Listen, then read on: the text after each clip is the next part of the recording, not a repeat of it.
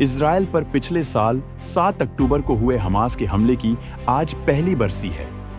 Hamas से बदले की इजराइल की जंग में अब पूरा मिडिल ईस्ट धधक रहा है। गाजा में हमास पर हमले से शुरू हुई यह जंग अब लगभग 7 मोर्चों पर लड़ी जा रही है।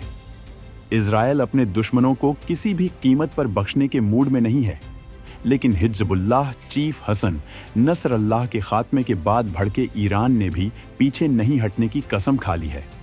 उसने पिछले हफ्ते इजराइल पर ताबड़तोड़ 200 मिसाइलें दागकर सभी को चौंका दिया।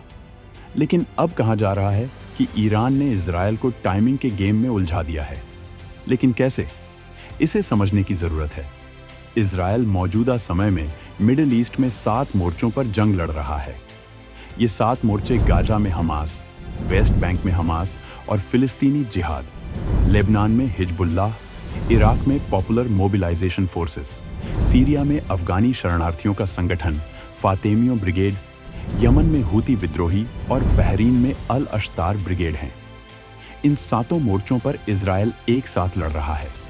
ईरान जानता है कि इजराइल फिलहाल मिडिल ईस्ट में जिस तरह कई मोर्चों पर हो रही इन जंगों में उलझा हुआ है, उससे वह एक और नए फ्रंट को खोलने से बचेगा। इजराइल की इसी कमजोरी का फायदा ईरान उठा रहा है।